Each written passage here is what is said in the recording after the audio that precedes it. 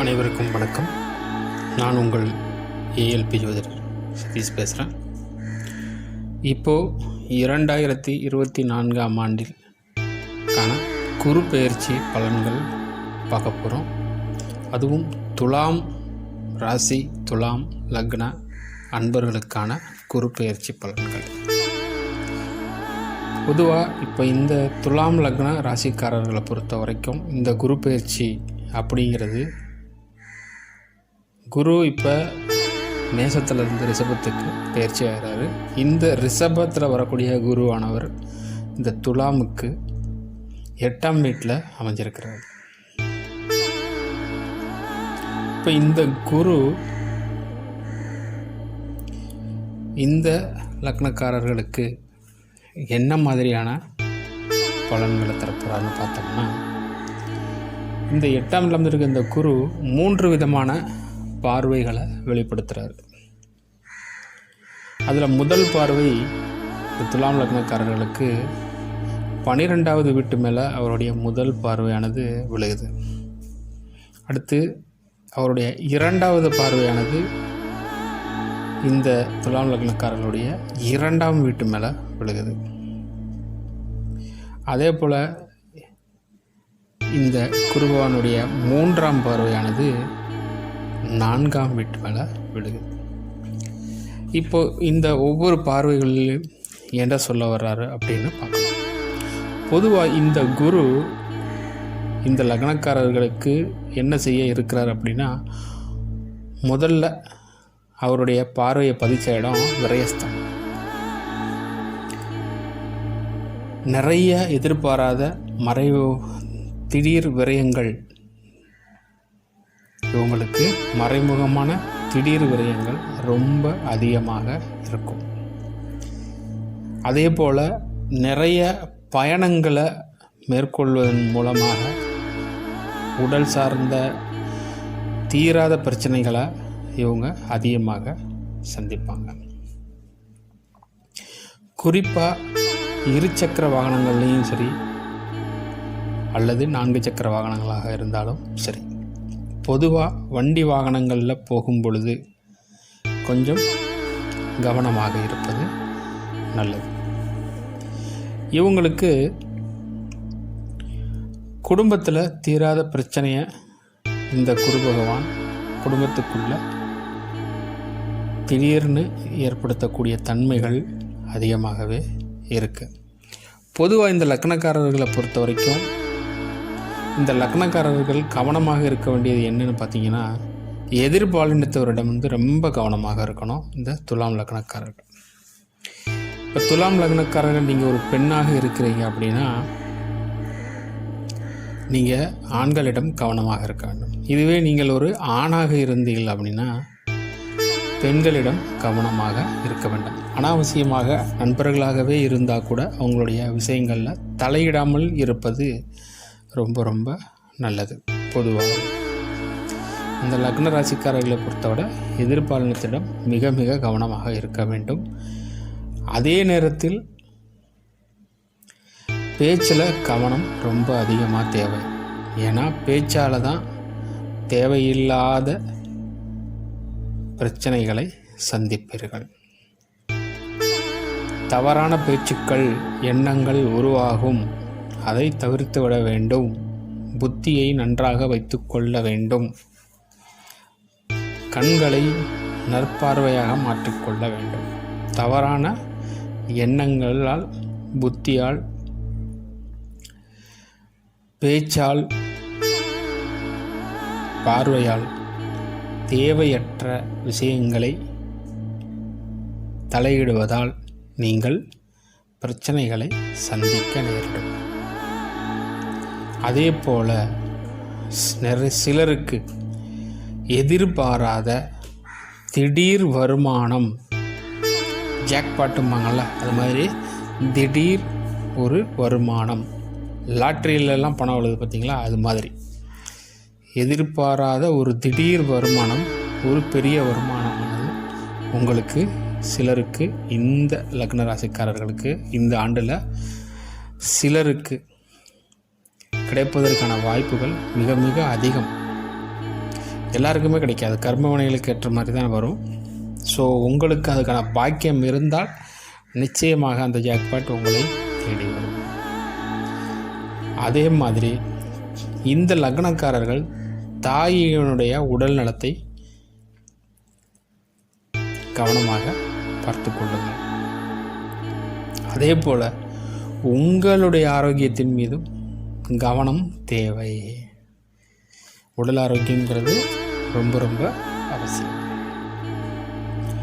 பொதுவாக இந்த லக்ன ராசிக்காரர்களை பொறுத்த வரைக்கும் ஏதாவது ஒரு காவல் தெய்வங்கள், குறிப்பாக கருப்பண்ண சுவாமி இருக்கக்கூடிய தெய்வமாக இருந்தாலும் சரி, காவல் தெய்வங்களாக இருந்தாலும் சரி, அதில் பெரும்பாலும் கருப்பண்ண சுவாமி காவல் தெய்வமாக இருக்கக்கூடிய ஸ்தலங்களும் உண்டு. அல்லது காவல் தெய்வங்களாக வேறு ஏதாவது இருந்தாலும் சரி, இந்த லக்ன ராசிக்காரர்களை பொறுத்த வரைக்கும் மொட்டை போட்டுக்கிறது கொஞ்சம் நல்லது. என்னை பொறுத்த வரைக்கும் இந்த வருடத்திலேயே ஒரு இருமுறையாவது, அட்லீஸ்ட் ஒரு தடவையாவது நீங்கள் மொட்டை போட்டுக்கொள்ளுங்கள். அது உங்களுக்கு நல்லது. அந்த தெய்வத்தினுடைய அருள் எப்பொழுதும் உங்களுக்கு ஒரு பாதுகாப்பு கவசமாக உங்களுக்கு எப்பொழுதும் இருந்துக்கிட்டே இருக்கும். ஸோ மருத்துவம் சம்பந்தப்பட்ட விரயங்களும் இந்த காலகட்டத்தில் உங்களுக்கு நடப்பதற்கான வாய்ப்புகள் அதிகமாகவே உண்டு. அப்போது அதே போல்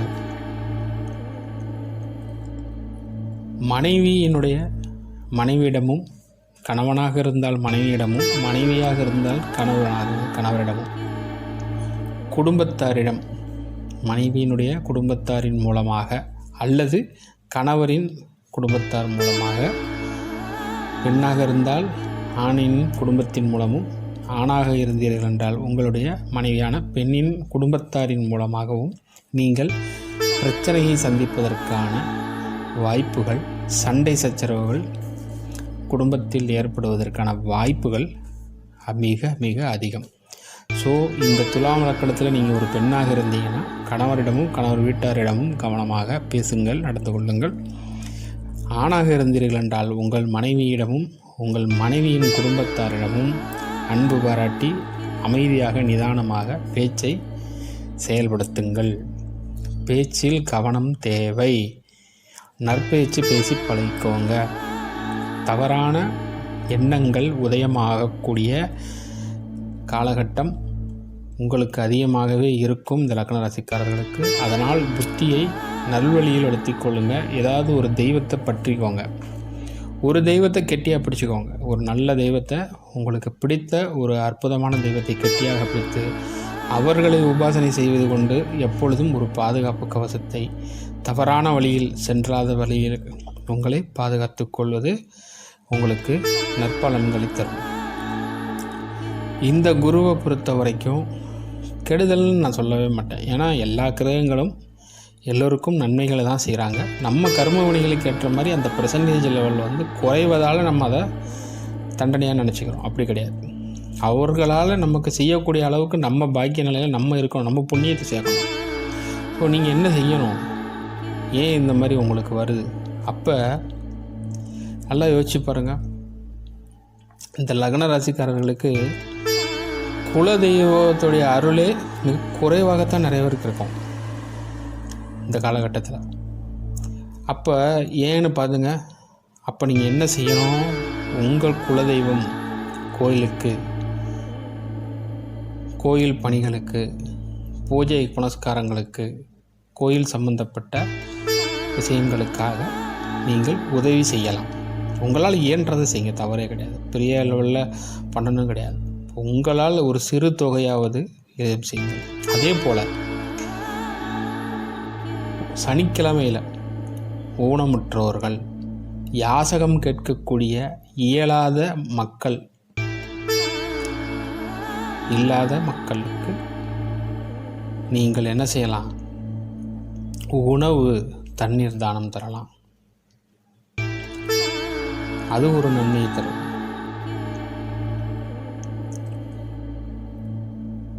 எள்ளு மிட்டாய் வாங்கி நீங்கள் தானமாக கொடுக்கலாம். கவனம்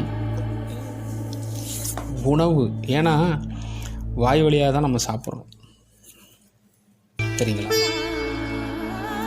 வாய் வழியாக சாப்பிட்றோம். அதே போல் தீய பழக்கங்களில் இருக்கிறவங்க கவனமாக இருந்து கொள்ளுங்கள். புகை பழக்கம் இருப்பவர்களும் குடிப்பழக்கம் இருக்கக்கூடிய அன்பர்களும் கவனம் தேவை. நுரையீரல் சம்பந்தப்பட்ட பிரச்சனைகளுக்கு, இருதயம் சம்பந்தப்பட்ட பிரச்சனைகள் உண்டாவதற்கான வாய்ப்புகள் இருக்கும். அது காரணம் இருக்குது. அதையும் ஒரு பாயிண்ட்டாக சொல்கிறதுனால தவறு இல்லை. நற்பலன்களோட எச்சரிக்கை பண்ணி கொடுக்கறது ரொம்ப நல்லது. குரு பகவான் அதை உங்களுக்கு என் வாயிலாக நற்பலனாக உங்களுக்கு தெரிவிக்கிறார். கவனமாக இருங்கன்னு புரிஞ்சுக்கோ. அப்போ நீங்கள் கவனமாக இருக்கணும்னு சொல்லி அலர்ட் பண்ணுறது, அதுதான் உங்களுக்கான நற்பலன். முன்கூட்டியே சொல்கிறது நல்லது தானே. கவனம் தேவை. அதை செய்யக்கூடியவர் இன்னொருவர். உங்கள் உடலுக்கு எந்த அளவுக்கு நீங்கள் ஆரோக்கியத்தை தருகிறீர்களோ அதற்கான கர்மா வினைகளையும் நாம் அனுபவித்தே தீர்வோம், சரிங்களா? அப்போ இந்த உடலுக்கு தேவையான ஆரோக்கியத்தை தேடி தாருங்கள். 3 விஷயந்தான், டக்குன்னு முடிச்சிடறேன். நல்ல விரயங்களுக்கு, சுப விரயங்களுக்கு நீங்கள் விரயம் பண்ணுவதன் மூலமாக உங்களை காற்றுக்கொள்ள முடியும். அதே போல் உணவு தானம் வழங்குவதன் மூலமாகவும் உங்களை காத்துக்கொள்ளலாம். அதே போல் உதவிகள் செய்யுங்க, அதனால தான். அதே போல் ஆரோக்கியத்தை கவனத்தில் செலுத்துவதன் மூலமாக உங்களை நீங்கள் காத்துக்கொள்ள முடியும். திடீர் ஒரு அதிர்ஷ்டமானது உங்கள் தாயின் மூலமாக உங்களுக்கு இந்த குரு பகவான் கொடுப்பதற்கான வாய்ப்புகள் உள்ளது. உங்கள் குடும்பத்தின் மூலமாக உங்களுக்கு ஒரு திடீர் அதிர்ஷ்டம், எதிர்பாராத ஒரு திடீர் அதிர்ஷ்டம் சிலருக்கு உண்டு. பயணங்கள் செய்யக்கூடிய அன்பர்கள், பயணங்களையே அதிகமாக வேலையாக செய்து கொண்டிருக்கக்கூடிய அன்பர்களுக்கு பயணங்களில் ஒரு திடீர் அதிர்ஷ்டம், எதிர்பாராத ஒரு திடீர் அதிர்ஷ்டம் அவர்களுக்கு அதன் மூலியமாக வாழ்க்கையில் உண்டாகும். ஸோ எல்லாமே இருக்குது. பர்சன்டேஜ் குறைவாக இருந்தாலும் அதனுடைய அளவு வீரியமும் இருக்கிறது. ஸோ நீங்கள் அதை கவனத்தில் வச்சுக்கிட்டு, முக்கியமாக எதிர்பாலினத்திடம் கவனம் தேவை. முன்னால் இருந்த மாதிரிலாம் இருக்கக்கூடாது. படக்கணும் போய் அடுத்தவங்க பஞ்சாயத்துக்குள்ளே அடுத்தவங்க செய்த தலையிட்டீங்க எதிர்பாலினத்தில், தேவையில்லாமல் நீங்கள் தான் மாட்டிட்டு முழிப்பீங்க. கவனம் தேவை. சொத்து சம்பந்தப்பட்ட கோர்ட்டில் கேஸ் நடந்துக்கிட்டு இருக்கிறவங்களுக்கு இப்போ முடிவுக்கு வரும். வீடு சம்பந்தப்பட்ட கேஸ் நடந்துக்கிட்டு இருக்கிறவங்களுக்கு இப்போ முடிவுக்கு வரும். புரியுதுங்களா? ரொம்ப நாளாக பிரிஞ்சு அதனால் தீராத துயரத்தில் இருக்கக்கூடியவர்களுக்கு இனி இந்த குரு பகவான் ஒரு மாற்றத்தை தருவார். அப்போது பயணம் பண்ணுவதன் கவனம் தேவை. வண்டி வாகனங்களில் கவனம் தேவை. பேச்சில் கவனம் தேவை. எதிர்பாலினத்திடம் கவனம் தேவை. உண்ணும் உணவில் கவனம் தேவை. உடல் ஆரோக்கியத்தில் கவனம் தேவை. அதிர்ஷ்டம் ஒரு பக்கம் இருக்குது. அதே போல் பஞ்சாயத்துக்கள், கோர்ட்டு சம்பந்தப்பட்ட வழக்குகளில் ஒரு முடிவுக்கு வருவதற்கான வாய்ப்புகளும் மிக மிக அதிகம். குடும்பத்திற்காக ஒரு வீடு வாங்க, அதுக்காக சுபவிரயம் பண்ணணும்னு நினச்சிங்கன்னா இந்த காலகட்டத்தில் பண்ணாதீர்கள். புரியுதுங்களா? வீடு கட்டணும்னு நீங்கள் துலாம் ராசிக்காரர் நினச்சிங்கன்னா இந்த வருடம் பண்ணாதீங்க. இந்த குரு பெயர்ச்சியில் வேண்டவே வேண்டாம். வீடு கட்ட வேண்டாம். நீங்கள் கட்டாயம் செலவு பண்ணுவீங்க, குடும்பத்துக்காக வீடு கட்டுவீங்க. ஆனால் அது உங்களுக்கு அதிர்ஷ்டத்தை தராது. கோச்சாரம் அப்படி காட்டுது. ஆனால் என்ன சார் அப்படின்னா யாருமே உங்களுடைய சொந்த ஜாதகத்தை இந்த கோச்சாரத்தோடு இணைத்து பார்க்கும் பொழுது அதில் ஒருவேளை உங்களுக்கு நல்ல பாவகத்தில் இந்த குருவுடைய அமைப்பு தொடர்பு பெற்றால், இல்லை உங்களுக்கு வீடு சம்பந்தப்பட்ட பாவங்கள் ஜனன ஜாதகத்தில் நல்ல அமைப்பில் இருந்தால் வாய்ப்புகள் அதிகம். கோச்சார குருவை பொறுத்தவரை வேண்டாம்னு சொல்கிறார். சரிங்களா? இப்போது உங்கள் ஜனஜாதத்தை இணைச்சி பார்க்கும் பொழுது ஒன்று சொல்லிக்கலாம், இந்த துலாம் லக்ன ராசிக்காரர்கள் யாராக இருந்தீங்கனாலும் 100ல் ஒரு 20 பேருக்கு அந்த பாக்கியம் கிடச்சிருக்கும். வீடு கட்டுறதுக்கான வாய்ப்புகள் அவங்க சொந்த ஜாதகத்தில் இருக்கலாம். ஆனால் 80% பேருக்கு அந்த பாக்கியம் குறைவாகத்தான் இருக்கும். அதனால தான் மெஜாரிட்டி கட்டுறதுக்கான அமைப்பு எந்த ஜாதகமாக இருந்தாலும் மிக குறைவாகத்தான் இருக்கும். அப்போது வீடு வாங்கணும், கட்டணும், அதுக்காக செலவு பண்ணணும்னு நினைக்கிறவங்க இந்த ஆண்டு தள்ளி போட்டுருங்க. ப்ளீஸ் வேண்டாம், தயவு செய்து வேண்டவே வேண்டாம். புது வீடு கட்டணும்னு நினைக்கிறவங்க தயவு செய்து செய்ய வேண்டாம். அதுக்கு இன்னொரு நிலை இருக்குது. அது உங்களுடைய தனிப்பட்ட ஜாதகத்தை பார்க்கும் பொழுது தான் அதுக்கு வழி சொல்ல முடியும். சரிங்களா? ஸோ நான் சொன்னதெல்லாம் கவனத்தில் வச்சுக்கோங்க. அவ்வளோதான். குரு பகவான் உங்களுக்கு நற்பலன்களை மிக பெரிய லெவல்லையும் திடீர் அதிர்ஷ்டமாகத்தான் தர இருக்கிறார். அது எல்லோருக்கும் இருக்காது. ஒரு பர்டிகுலர் நபர்களுக்கு அவங்களுடைய கர்மவினைக்கு ஏற்றாற் போல் கிடைக்கும். ஆனால் உங்களை அலர்ட் பண்ணுறது அவர் தான். அந்த அலர்ட்டை கரெக்டாக யூஸ் பண்ணி உங்களை சேவ் பண்ணிக்கோங்க. அலர்ட் அதை நீங்கள் கவனத்தில் எடுத்துக்கோங்க. உங்களுக்கு எது மூலியமாலாம் பிரச்சனை வரும்னு சொல்லிட்டேன். என்னுடைய அறிவுக்கு எட்டின வரைக்கும் உங்களுக்கு சொல்ல நான் தகவலை தெரிவித்து விட்டேன். கவனமாக இருந்து இந்த குரு பயிற்சி நல்ல முறையில் இது பண்ணிக்கோங்க. இதற்கு வழிகள்லாம் உண்டு, இதில் நிவர்த்தி பண்ணுறது. அது நீங்கள் ஜோதிடம் பார்க்க வரும் பொழுது தான் சொல்ல முடியும். ஸோ நீங்கள் நல்லபடியாக நான் சொன்னதை ஃபாலோ பண்ணுங்கள். அவ்வளோதான். அனைவரும் வாழ்க வளமுடன், சுகமே சூழ்க. நன்றி.